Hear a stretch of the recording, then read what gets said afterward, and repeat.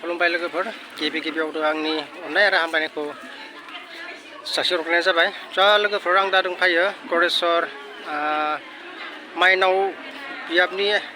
आफादनि खेवसारि मेल खुंनाय जादों, बेहाय दंफायो। आरो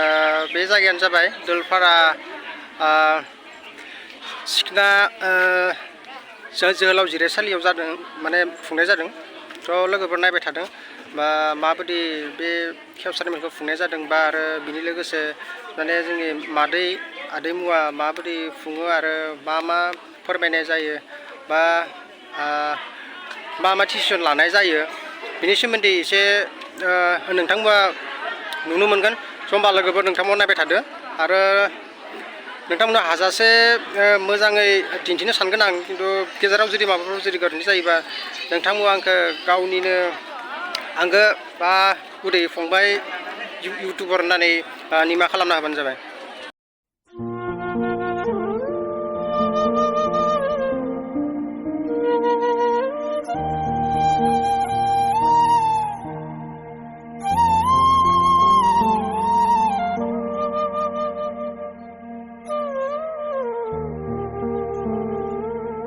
खेवसारि मेलखौ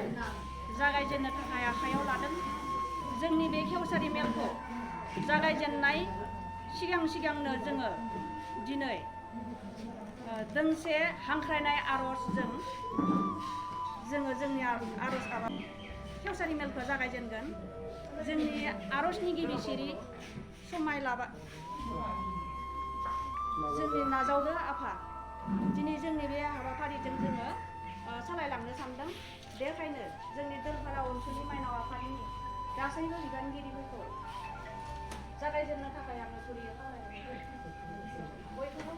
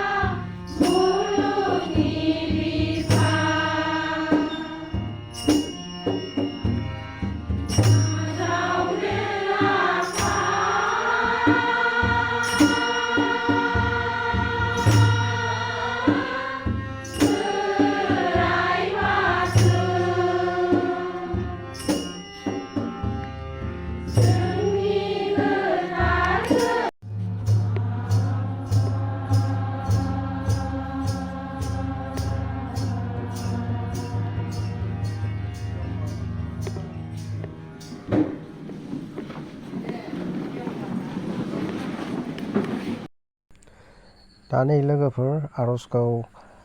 मादै मोना रोजाबखांबाय आरो लोगोसे आर'ज जोबनाय लोगो लोगो मादैयाबो गाबखांबाय आरो नै मादैयाबो गाबनानै मेगनानो एसे बोरैबा बुलाव जाना थाबाय।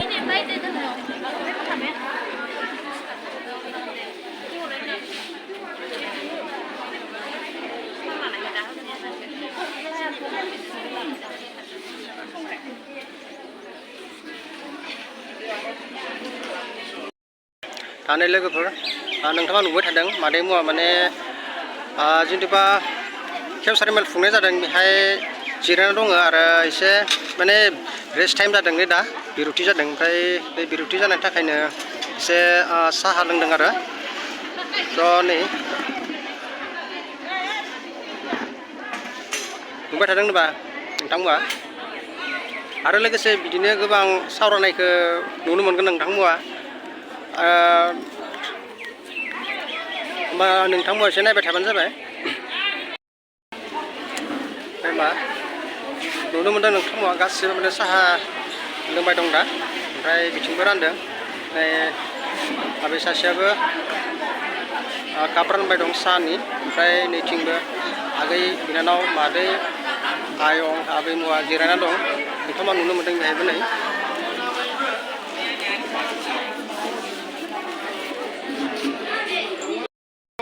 मानाव गेदेर आफादगिरि देहाजारि नोंथांनो गामि दफाफोरनि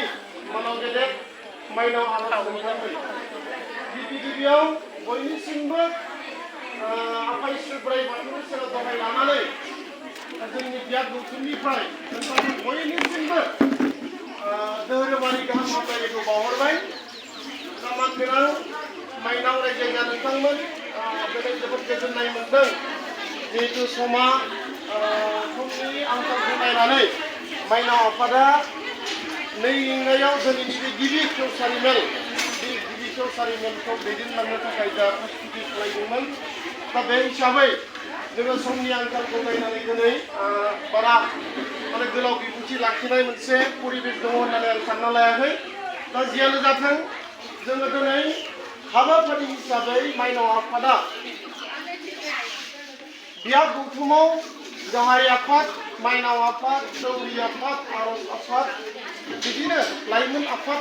होननाय मोनसे दालाय आफाद दङ जेला दा बे हिसाबै जोंनि गरेस्वर बियाद दुलाराय बाथौ गौथुमनि दालाय आफाद माइनाव आफादा दिनै दानि लोगोफोर नोंथांमोना नुनो मोनबाय जे जोंनि जिथुबा माइनाव आफादनि खेवसारि मेल खुंनाया जोब्बाय आरो लोगोसे समाबो मोनाबाय दा बेखायनो बेजों लोगोसे नै आब' बा मादै जिथुबा माइनाव आफादनि आफादगिरिनिसिम फंनैसो सोंद' लाखिनो सानदों होमब्ला नोंथांमोना नायबाय थादों नै लोगोफोर आंनि गेजेराव दङ माइनाव आफादनि आफादगिरि मामोन आब'नि मुङा आंनि मुङा निरुदा बसुमतारी आं गरेस्वर माइनाव आफादनि गाहाय आफादगिरि आदसा गोजोननाय थाबाय दायो नोंथाङा गरेस्वर बियाबनि माइनाव आफादनि आफादगिरि जानानै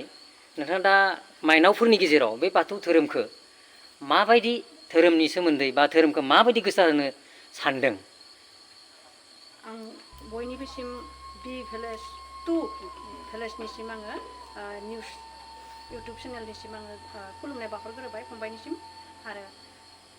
आङो दिनै गरेस्वर बियाबनि गाहाय आफादगिरि जानानै गरेस्वर हालामनि गामि दफाफोरनि जा माइनावफोरनि न'खराव बाथौ धोरोमनि जिथु सान्थौफोरखौ आङो बिथांमोननि गेजेराव सावरायनानै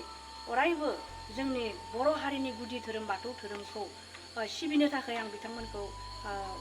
बुंहोयो आरो बिथांमोननि न'खराव सानजा सा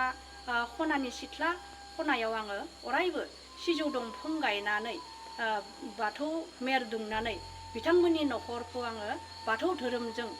माखासे हाबा आसार बा जिखुनु जोनोम आसार थैनाय आसार बेफोरखौ आङो खान्थिफोरखौ आङो बिथांमोननि गेजेराव फालिलांनो थाखाय माइनावफोरखौ खावलायो आरो बिथांमोना माखासे गामि दफानि माइनावफोरा गुबुन धोरोमनि जेरैबायदि मुर्ति फुजा बा दंफां लाइफां फुजिनानै धोरोम गुबुन धोरोमनि हारिनि धोरोमखौ फुजिनायखौ आङो बोस्रांनानै आंनि मिलौहाब देंखोजों जोंनि बर' हारिनि गुदि धोरोम बाथौ धोरोमखौ आर'जनि मिलौहाब देंखोजों फुजिनानै बिबार बावथाय बावनानै सिबिनो थाखाय आङो माइनावफोरनि गेजेराव गोहोम खोख्लैनो सानो। रोजा रोजा साबायखर थाबाय आब'निसिम। दिनै जों जिहेतु गरेस्वर बियाब माइनाव आफादनि जा खेवसारि मेल, बे खेवसारि मेलाव जोङो माइनाव आफादनि जायफोरानोखि नैबे आफादाव नुजाफैबाय बेयाव जोङो गाननाय जोमनायखौ मोनसे माने डिसिप्लिन नुनो मोन्दों। बा बे डिसिप्लिनखौ नोंथाङा माबायदि माबादों बा माबायदि फोसाबबोदों बेनि सोमोन्दै एसे फोरमायगोन नामा? औ, आं दिनै गरेस्वर बियाबनि गाहाय माइनाव आफादनि आफादगिरि जानानै आङो माखासे गामि दफानि माइनावफोरखौ लानानै गाननाय जोमनायनि सोमोन्दै आं माखासे खोथा सावरायहैयो आरो जोंनि गरेस्वर हालामनि जिहेतु गामि दफानि माइनावफोरनि गामिफोराव बा माइनावफोरखौ लोगोआव लानानै आं बाथौ थान्दै बिजाबाव होनानै दोननाय जेरैबायदि गोमो दख'ना, गोथां ब्लाउस आरो गुफुर हि फास्रा बेखौ लानानै जोङो आर'जआव जिरायनांगौ आरो बे आर'जनि ड्रेसजोंनो जोंनि माखासे धोरोमारि गौथुमफोरनि खामानिफोर मावब्लाबो जों बे आर'जनि ड्रेसजोंनो जोङो गावखौ बाथौआरि होनना सिनायथि होनो थाखाय आं सानो। बेनिखायनो आङो गासै माइनावफोरखौ जाहाथे धोरोम गौथुमनि जिथु मेल मिटिंफोरावबो आङो बे ड्रेसखौनो गाननानै गावनि बाथौआरिखौ सिनायथि होबोबाय थादों आरो। आदसा, जिहेतु जोङो बावैसो बुंनायनि सोमोन्दै मिथिबाय, नोंथाङा जेनेबा आफादगिरि हिसाबै माइनाव आफादनि दुलुरजाय गरेस्वर बियाब आफादनि आफादगिरि जानानै नोंथाङा जिहेतु नोंथांनि बिबाननि समाव नोंथाङा जिखिनि दा मावबोबाय थादों बे मावनायनि सायाव नोंथाङा सोलायनायखौ माबायदि जादों बेनि सायाव आरो जोंनो एसे फोरमायबावबा मोजां मोनो। नंगौ, आं जेब्ला आङो दा आङो गरेस्वर बियाब माइनाव आफादनि गाहाय आफादगिरि, दिनै आङो जा समाव आङो बिबानखौ लाथ'वाखैमोन बे समाव आङो माखासे माइनावफोरखौ आङो इउनिफर्म महराव नुनो मोनाखैमोन। आर'जआव फैयोब्लाबो बिथांमोनखौ आङो गुबुन गुबुन गानला गांसि गाननाय जोमनाय सिफोरखौ लानानै आर'जआव जिरायनायखौ आं नुनो मोन्दोंमोन। नाथाय जोंनि फोसाबनायनि लेखायै जों जेरैबायदि दा गरेस्वर बियाबनि गौथुमफोरनि जिहेतु मेल मिटिंफोराव आर'जफोराव थांनानै जोङो बियाबनि थानसालिफोराव जोङो माखासे माइनावफोर फैयोब्लाथाय जोङो बिथांमोनखौ अरायबो बाथौ थान्दैनि लेखायैनो जोङो बिजाबनि लेखायैनो गाननाय जोमनायफोरखौ होखाना आङो माइनावफोरखौ खावलायो। आरो फिन खेबसेबाव साबायखर थाबाय आब'निसिम। जायनिबा सोंलु सोंदोंमोन बे आब'मोननिसिम आं सोंलु सोङाखैमोन, आं जास्ट अनलि भिडिअ'ल'सो बनायदो। मेइन एंकरा जाबाय नै आदाया, बिथाङानो सोंलु सोंनाया। खुलुमबाय। दा खोथाया जाहैबाय मा, जों दिनै माने गिबि खेबनि थाखाय गरेस्वर बियाब माइनाव आफादनि आफादगिरिखौ लोगो मोननानै जों जिथुनिखि बिथांमोननि खेवसारि मेल, बे खेवसारि मेलाव गाननाय जोमनायनि बिथिं खौ एसे नुनानै बेनि सोमोन्दै सोंनाय जाहैबाय आरो बे धोरोमारि बिथिङाव बिथां जाथुनिखि जोङो आफादगिरिखौ मोनबाय, बिथाङा गोदानै जादोंमोनब्लाबो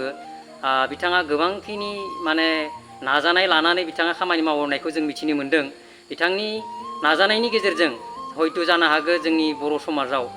जिथुनिखि जोंनि बाथौ धोरोम, जोंनि गुदि बाथौ धोरोम बर'नि, बे गुदि बाथौ धोरोमखौ दिनै सानसे एफा गाबोन सानसे एफा एफा इदियैनो फोसाबनायजों लोगोसे धोरोमखौ गोसार होनो हानायाव बिथाङा गोख्रों मोनसे बाहागो लानानै खामानि मावलांनायखौ नुनो मोननानै जोङो बे सोंनायनि गेजेरजों नैबे जा बि भिलेज 2 बे चेनेलनि गेजेरजों रायजो राजानि गेजेराव जोङो गोसार होनो थाखाय जोंबो नाजादों। बयबो रायजो राजाया नैबे बि भिलेज 2 चेनेलखौ माने साबसक्राइब खालामाखैबा साबसक्राइब खालामनानै ला आरो शेयार खालाम, कमेन्ट लिर, होमब्लानो नैबे बि भिलेज 2 चेनेला गोजौ फारसे दावखोलांगोन। आरो आसा खालामबाय आंबो बिथांनि चेनेलखौ नायगिरि बिथांमोना नायनानै जिहेथु साबसक्राइब आरो कमेन्ट बायदिसिना दङ, जिखिनि जेराव जि दङ बेखौ होनानै बिथांनि चेनेलखौ गोजौ फारसे दावखोलांहोदो, बेखौनो आसा खालामनानै आं बि भिलेज 2निसिम आंनि गोसो गोरबोनिफ्राय मोजां मोननायखौ जासिहरनानै दिनैनि नैबे एसे सोंथि लानायनि हाबाफारिखौ बेसेयावनो फोजोबबाय। खुलुमबाय। जै बोराइ बाथौ। जै आफा बोराइ बाथौनि। आरो जै बर' हारिनि। जै बर' हारिनि।